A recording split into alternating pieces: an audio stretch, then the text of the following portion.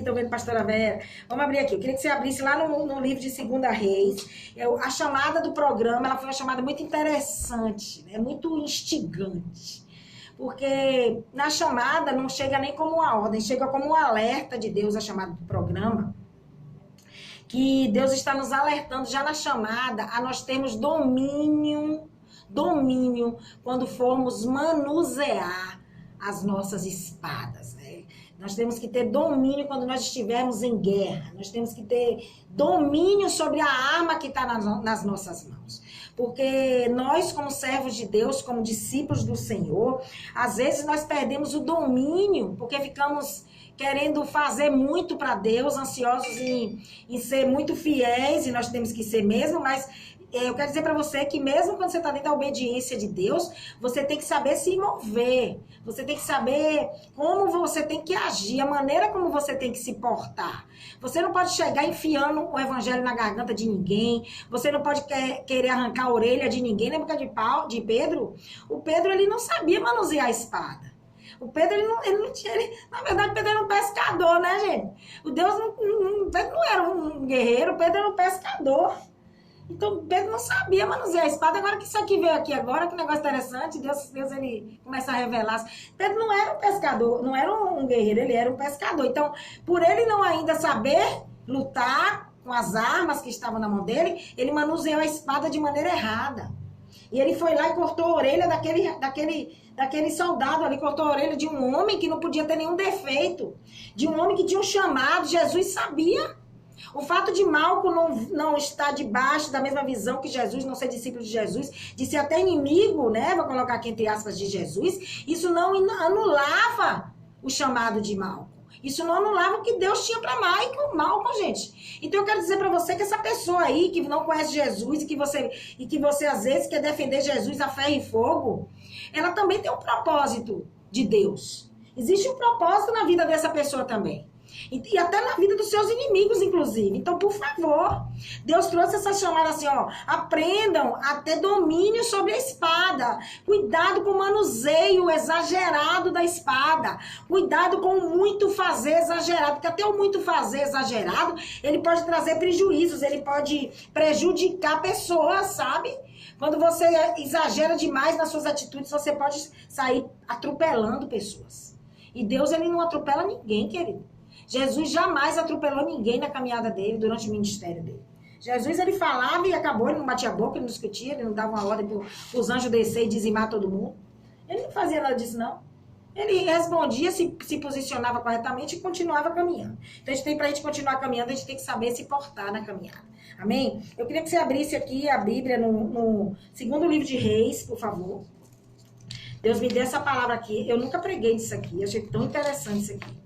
Que Deus começou a me dar essa palavra, ele me deu, na verdade, essa palavra hoje é na terça pela manhã. Foi na terça, foi pela manhã. Eu ainda não tinha nada, eu estava muito cheia de coisa, né? Saindo para pregar demais. E aí Deus me deu essa palavra na terça. Na terça pela manhã, geralmente, eu já estou com tudo prontinho para aqui. E aí ele me deu na terça, foi uma palavra de última hora, e eu fiquei ali, mastigando essa palavra. Porque eu não conhecia tudo da vida desse rei aqui, né? Da vida de Jeú. 2 Reis, capítulo 10, versículo 28. 2 Reis, capítulo 10, versículo 28, são 3 horas e 24. Já falei demais, já perdi tempo. Sou terrível. 2 Reis 10. Pastor Fábio, semana passada disse que eu tenho que ter 2 horas de programa. Meu Deus! Eu tenho, mas é 1 hora hoje, outra hora, 1 hora, quarta tá aqui. A partir do versículo 28 do capítulo 10, 2 Reis, assim. Assim, Jeú destruiu Baal de Israel. Todavia, dos pecados de Jeroboão, o filho de Nebate, que fez Israel pecar, deles Jeú não se apartou, a saber, os bezerros de ouro que estavam em Betel e que estavam em Dan. E o Senhor disse a Jeú: como tens feito bem em executar aquilo que é reto aos meus olhos, e tens feito a casa de Acabe segundo tudo que estava no meu coração, os teus filhos da 4ª geração se assentarão sobre o trono de Israel. Porém, Jeú não atentou em andar na lei do Senhor Deus de Israel, de todo o seu coração, porquanto não se apartou dos pecados de Jeroboão, o qual fez pecar Israel. Amém? Pronto. Só esses versículos aí. Vamos entender um pouquinho do rei Jeú. O rei Jeú, pouca gente conhece o rei Jeú, né? Porque tem tanto rei, Israel teve tantos reis, né, gente? A gente sempre lembra dos reis mais famosos, dos reis que são mais citados nas ministrações, mas foram muitos reis, foram reis demais. O rei Jeú, ele era um homem terrível. O rei Jeú, eu posso dizer para você que ele era um homem carnal, ele era um homem selvagem, um homem terrível, terrível. Um homem que começou, que a princípio, o rei Jeú, ele cumpriu seu papel dentro do reino, seu papel diante de Deus corretamente. Ele foi lá e eliminou o rei Jorão, que era o rei de Israel. Ele eliminou o rei Acasias, ele matou o rei Acasias, que era o rei de Judá. E tudo isso aqui, essa morte de Jorão e Acasias, você encontra no capítulo 9. E quando a gente começa aqui, esse capítulo 10, eu estou vendo aqui, 6 horas, o culto da Pacentar e domingo. 18 horas, a bispa está me dizendo aqui.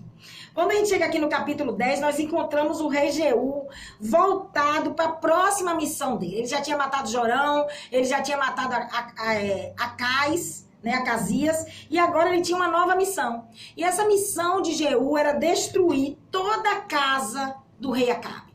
A missão de Jeú era destruir, dar fim em toda a casa do rei Acabe, em todos os colaboradores da casa de Acabe. Né? Tudo isso, gente, era comum. Deixa eu dizer aqui pra vocês. Era comum, era normal. Destruir a família do rei antecessor. Né? Negócio terrível, né, gente? Já pensou, hein? Se a gente vivesse nesse tempo, eita! Eita, meu Deus, se a gente vivesse o tempo dos livros históricos, você já pensou? Era normal. Era levantado um novo rei, o rei morria, um novo rei era levantado, né? Era levantado, e o rei antecessor, toda a descendência, toda a família do rei antecessor, ela precisava ser morta. Então eles matavam. Eles matavam por quê? Para que não houvesse uma competição posteriormente.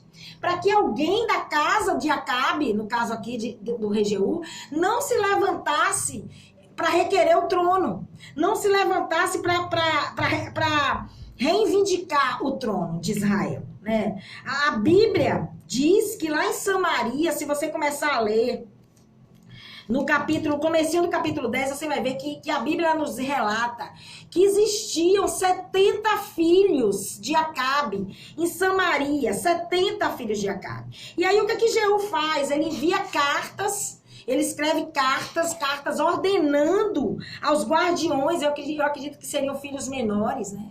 Porque se tinham guardiões, até maiores, a gente não sabe como é que funcionava esse sistema lá, de guarda, de filhos de reis. Mas ele manda cartas para os guardiões dos filhos de Acabe, manda cartas para os governantes, manda cartas para os anciãos, certo? Ordenando que eles matassem, que eles executassem todos os filhos de Acabe.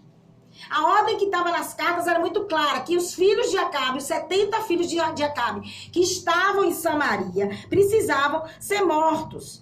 Queridos, nessas cartas aí, eu acredito que pela natureza de Jeú, pela natureza que a Bíblia já nos diz que ele era um homem selvagem, um homem, a história nos diz, na verdade, a Bíblia não fala sobre isso, mas a história, os historiadores, eles descrevem o rei Jeú como um homem muito violento, um homem muito selvagem. Então eu acredito que o teor da carta ele era muito ríspido. E havia uma ameaça embutida. Quando ele dava essa ordem, ele também lançou dentro da carta uma ameaça explícita para aqueles homens que estavam recebendo essa ordem. Nessa ameaça, ele dizia que caso eles não obedecessem, aquela era uma ameaça velada, né? Nas entrelinhas, ele estava dizendo, ó, caso vocês não façam, vocês vão pagar com a vida de vocês. Então aquele povo ali, eles não tinham muita opção, não. Era então o que estava em jogo era um beco sem saída. Ou era a vida dos filhos de Acabe, ou eles obedeciam às ordens do rei Jeú, porque a fama de Jeú era uma fama terrível, eu torno a dizer. O cara tinha uma fama terrível, ele já tinha matado 2 reis lá atrás, ele não ia pensar 2 vezes em matar ninguém. Ele já tinha matado 2 reis. Já tinha matado 2 reis. Então, assim, a fama daquele homem era terrível. Então, estava explícito na carta. Ou vocês matam eles, ou vocês morrem. Eles não tinham muita opção, né? Mas não foi fácil para aquele povo tomar essa decisão. Não foi fácil essa obediência da parte dos anciãos, da parte dos governantes e da parte dos guardiões daqueles filhos de Acabe. Sabe por que eu digo que não foi uma tarefa fácil? Porque A Bíblia nos diz que o Jeú, ele teve que enviar uma segunda carta. Ele enviou a primeira carta, deu essa ordem, e depois ele enviou uma segunda carta. Só que nessa segunda carta, a história ia mais longe. Na segunda carta, ele não só dava uma ordem para executar, como ele também exigia a prova da obediência. Ele dizia, ó, matem, dizimem a casa de Acabe, dizimem os filhos de Acabe, agora arranque as cabeças dos 70 filhos. Arranque a cabeça, decapitem todos os corpos e tragam aqui. Ah, meu Deus. Coloca tudo num saquinho e traz aqui. Essas cabeças, elas têm que sair daí de Samaria e vocês têm que trazer elas aqui em Jezreel e entregar na minha mão, porque eu quero ver se vocês vão obedecer. Então a segunda carta já foi um ultimato, ó, já estou dando a última oportunidade de vocês obedecerem, só que eu quero ver a prova. Eu quero ver a prova, né? Ali era uma maneira dele comprovar que ele estava sendo obedecido, né? Aí quando a gente chega, eu tô dando uma recapitulada no capítulo 10 para você entender o que Deus quer falar com você aqui hoje.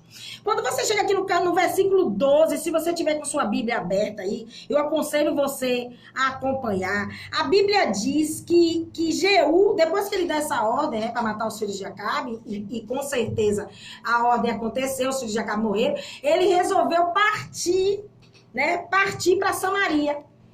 Os caras levaram as cabeças e ele voltou, ele foi para Samaria. Por que ele foi para Samaria? Para ele fazer uma matança pior ainda. Por quê? Por quê, missionário? Porque era lá em Samaria que estava toda a família de Acabe, todo o restante de Acabe.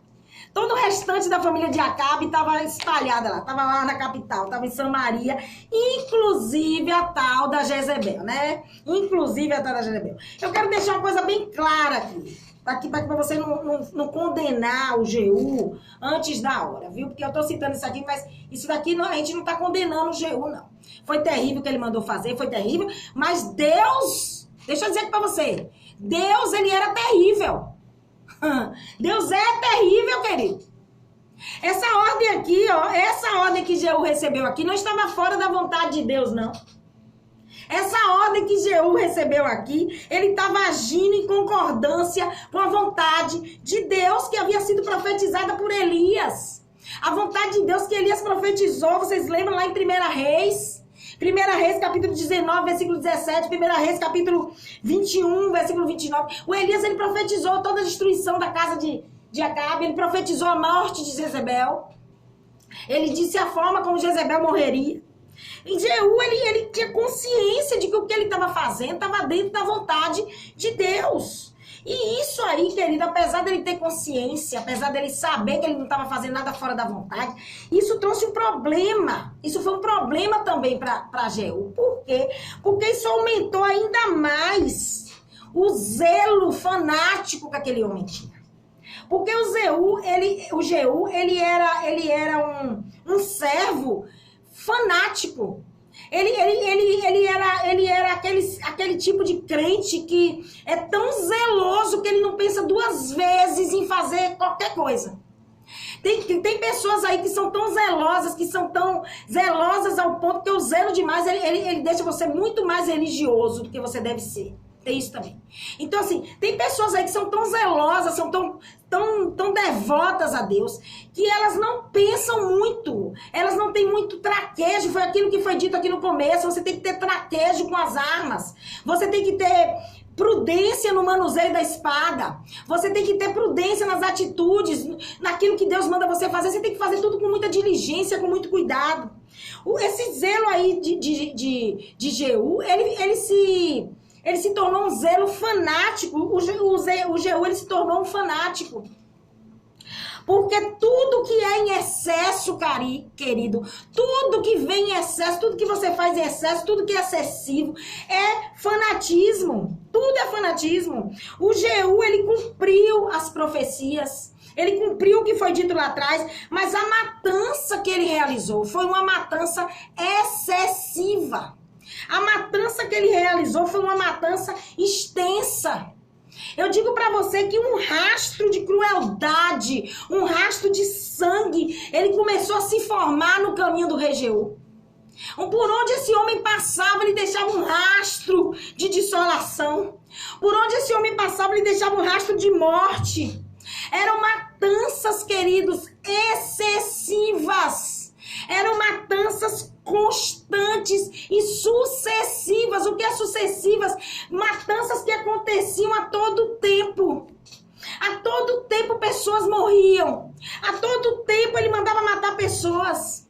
Sacerdotes de Baal, eles foram mortos, não só em Samaria, mas em todo o território de Israel. Em todo o território de Israel foram mortos sacerdotes de Baal. O rei Jeú, ele era um homem muito perspicaz. Ele era um cara muito astuto, um cara muito sagaz, sabe? Um cara muito meticuloso, um cara muito maquiavélico. Eu vou usar isso aqui. Eu não gosto muito dessa palavra, não, mas para ele cabe muito bem. O Jeú era um cara muito maquiavélico. Então ele começou a maquinar na mente dele uma forma de destruir os adoradores de Baal de uma vez só. Aí o que foi que ele fez? O que ele tinha que fazer? Ele sabia que ele tinha que acabar com a idolatria em Israel. Ele sabia que a idolatria não agradava o coração de Deus. Ele sabia que a idolatria feria o coração de Deus. Ele sabia que a nação de Israel estava contaminada pela idolatria. Ele sabia que ele tinha que limpar a nação da idolatria. E ele queria agradar a Deus a todo custo. Então o que foi que ele fez? Ele foi lá e promoveu uma assembleia na intenção de realizar um massacre sem precedentes. Um massacre sem precedentes. Ele começou a fingir ser um adorador de Baal, sabe? Ele começou a dar a entender que ele adorava Baal. Ele começou a dar a entender que ele era simpatizante de Baal. Ele começou a se mostrar um grande devoto de Baal, até maior do que o próprio rei Acabe. E aí o que foi que ele fez? Ele inventou de organizar uma grande festa de adoração para Baal, onde ele reuniria todos os seguidores de Baal, para realizar um grande holocausto, para realizar um grande sacrifício para Baal. Só que o que os adoradores não sabiam é que o sacrifício que seria feito seria com a vida deles mesmos. O cordeiro, entre aspas, nesse caso aqui, seriam os próprios adoradores de Baal. E aí o que foi que o Jeú fez? Ele era muito maquiavélico, gente. Ele proclamou uma assembleia solene. Ele proclamou, tá tudo aqui no capítulo 10, depois você lê. Ele proclamou uma assembleia solene para Baal, onde nenhum adorador, onde ninguém poderia ficar de fora, porque se não fosse, morreria. Os convites de Jeú, gente, ele sempre viu com uma ameaça embutida. O Jeú, na verdade, não era um convite, era uma ordem, né? Uma ordem disfarçada de convite. Vinha com uma ameaça embutida. E esse decreto aí foi um decreto nacional, Jackson. Esse decreto aí não foi somente para a capital, esse decreto aí foi para todo o território de Israel. E todos os seguidores de Baal, todos os adoradores, todos os sacerdotes de Baal, todos eles compareceram e lotaram o templo de Baal que Acabe havia construído. E aí, gente, o Jeú, ele era tão... É porque falando assim, a gente não tem dimensão de como esse homem era maquiavélico. Ele era tão perspicaz, ele era tão meticuloso, ele era tão estrategista, ele fazia tudo de uma maneira tão fria, ele era tão calculista, que ele entendeu que era necessário ordenar que todos os adoradores viessem vestidos de maneira correta, da maneira certa. Por quê que ele dizia isso? Porque os adoradores de Baal, eles não se vestiam de qualquer jeito. Os adoradores de Baal, eles tinham vestes específicas. Os adoradores de Baal, segundo os historiadores, os historiadores dizem, a teologia diz, que os adoradores de Baal, os líderes de Baal, os sacerdotes de Baal, os seguidores de Baal, eles eram pomposos. Eles se vestiam com muito luxo, Jackson.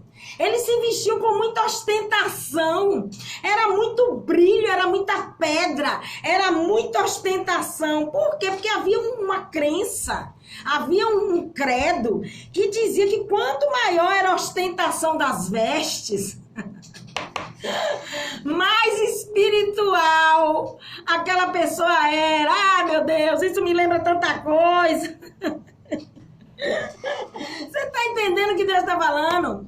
Os adoradores de Baal, eles tinham que se vestir de maneira pomposa, de maneira ostensiva, de uma maneira que chamasse bem a atenção. Porque quanto mais luxo, quanto mais ricos eles estivessem vestidos, mais espirituais, segundo o credo deles, segundo aquilo que eles criam, eles eram. Quanto mais eles se mostrassem luxuosos, mais eles eram espirituais pro povo.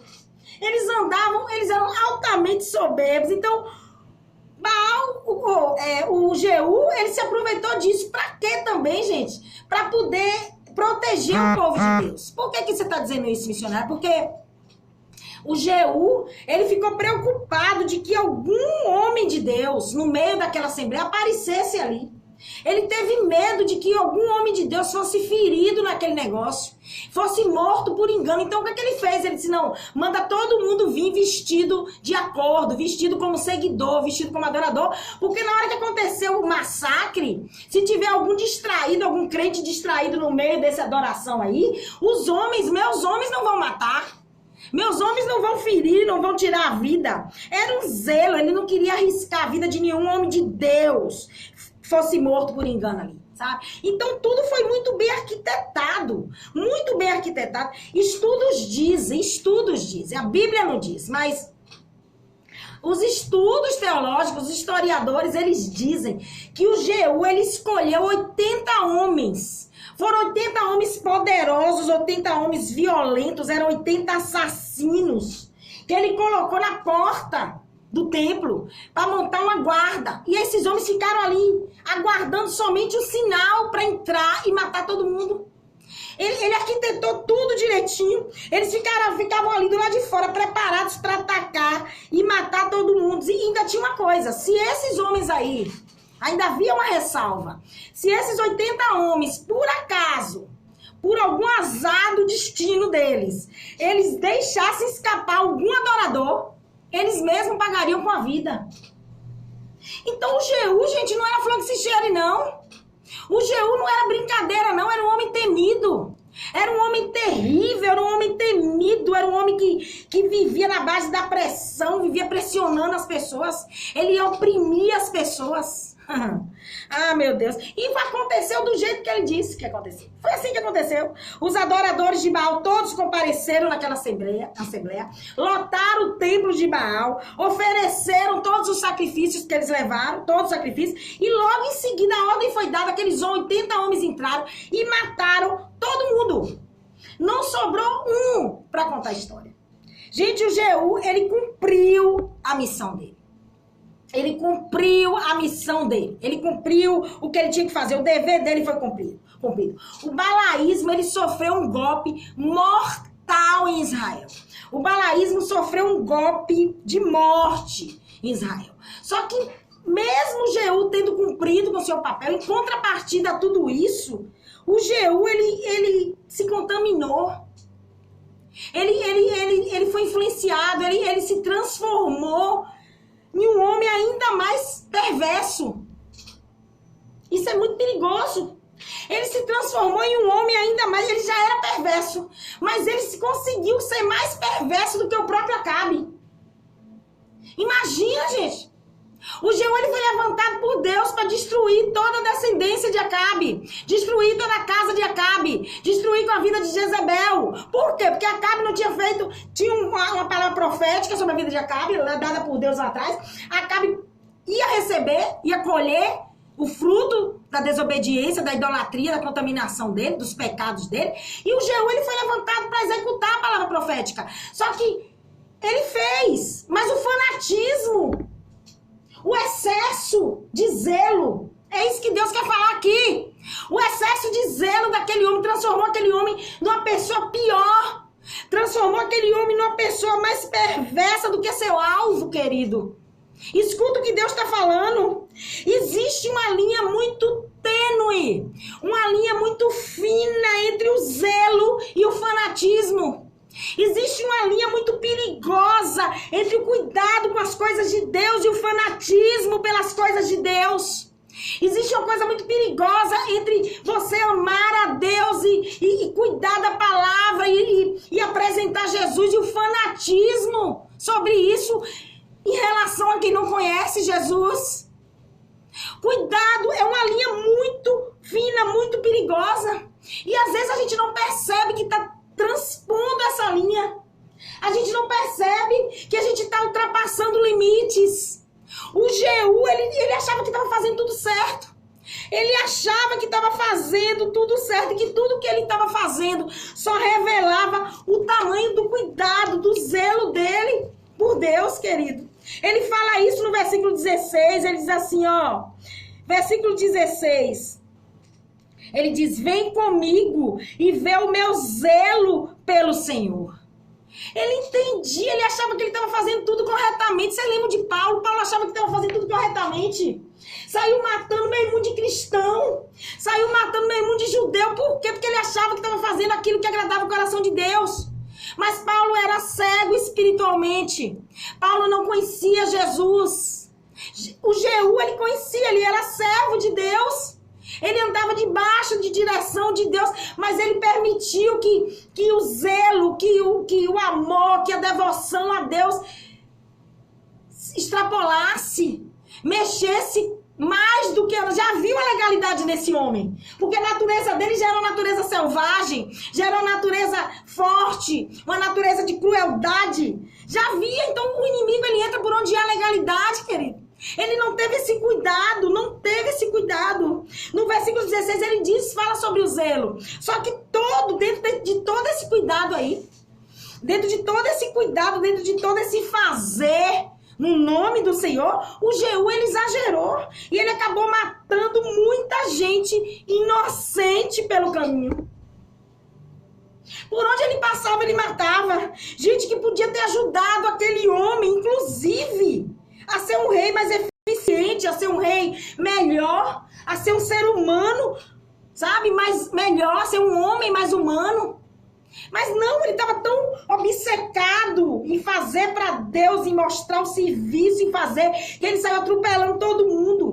Queridos, o Jeú, ele não só matou a descendência de Acabe, como ele matou todo mundo que estava ao redor. Ele matou os oficiais militares, ele matou os governantes, Jackson, ele matou os sacerdotes, ele matou os guardiões dos filhos de Acabe. Ele saiu matando todo mundo, gente que tinha cooperado com ele. Gente que tinha obedecido a ele. Gente que tinha ajudado ele de uma certa forma no que ele tinha que fazer. Só que não teve consideração da parte dele. Ele não considerou ninguém. Você está entendendo o que Deus está falando? Existe uma linha muito fina, querido, entre a devoção e o exagero. Existe uma linha muito fina entre você amar a Deus e você exagerar. Eu não vou dizer exagerar nesse amor a Deus, porque quanto maior, mais você conhece a Deus, mais você ama a Deus. Mas exagerar no mostrar esse amor. Exagerar no fazer para Deus. A gente tem que ter domínio sobre a espada, foi o que Deus nos disse. Na ânsia de fazer o certo, na ânsia de combater tiranos, na ânsia de combater ditadores, na ânsia de combater adoradores de Baal, nós corremos o risco de acabar ficando igual a eles. De acabar agindo do mesmo jeito que eles, ou até pior. Foi o que aconteceu com o rei Jeú. A Bíblia diz que Jeú, ele agiu certo em determinadas situações. Em determinadas coisas ele fez o que era correto e ele foi recompensado por isso. Deus disse que ele seria recompensado, ele reinaria por muito tempo, ele morreria de morte natural e a dinastia dele seria longa até a 4ª geração. Tudo isso aconteceu. A dinastia dele ele durou 100 anos, a dinastia de Jeú. A recompensa, só que essa recompensa aí que ele recebeu, ela poderia ter sido muito maior, querido. Ela poderia ter sido muito maior se Jeú tivesse domínio próprio. Se Jeú ele tivesse obedecido a Deus de maneira total e não parcial. O versículo 31 diz que Jeú, ele não teve o cuidado de andar na lei do Senhor. Por causa disso, o versículo 31 é muito claro. Porque não andou na lei do Senhor de todo o seu coração, querido Jeú, ele não era um homem espiritual. Eu já disse isso aqui, vou repetir de novo.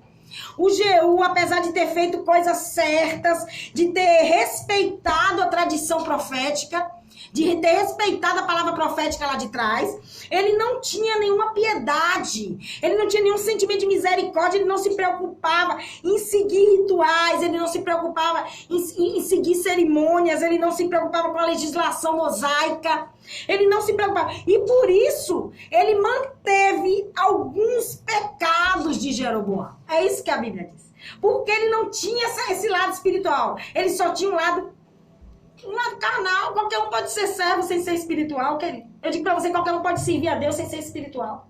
Tem muita gente servindo a Deus sem ouvir a Deus. Ele manteve os pecados de Jeroboão. Foi o que ele fez. Ele conservou alguns bezerros de ouro.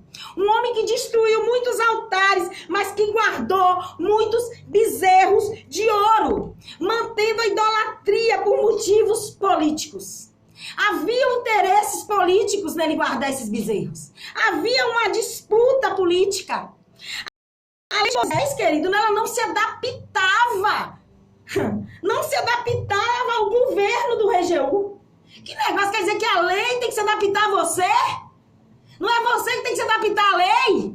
Jeú achava que a lei de Moisés tinha que se adaptar ao governo dele. Mas acontece, né? Tem muita gente aí que age como o rei Jeú. Faz algumas coisas certas, mas é uma obediência parcial, uma obediência conveniente, sabe, gente? Uma obediência política. Destrói altares diante dos homens, mas esconde bezerros dentro de si. Esconde bezerros atrás das cortinas. Esconde bezerros nos bastidores. Destrói altares, mas nos bastidores tem bezerros ocultos. Tem bezerros escondidos. O Jeú, ele era o exemplo perfeito do que somos nós, seres humanos. Porque nós somos uma mistura do bem com o mal. É uma mistura do que é bom com o que é ruim. Quando a Bíblia fala em andar, ela está falando em maneira de viver. A maneira que ele viveu não foi a maneira correta. A maneira que ele se posicionou depois que ele fez tudo que Deus mandou não era a maneira correta que Deus queria. Parte do coração de Jeú estava em Deus e a outra parte estava no paganismo. Uma parte dele servia a Deus, a outra parte servia ao paganismo. O Jeú, ele era adorador de lábios, ele adorava dois deuses. Um homem que era dividido, um homem que obedeceu em parte e foi recompensado também em parte. Porque Deus, ele não é injusto, que ele sabe que naquele grande dia você vai ser recompensado por tudo.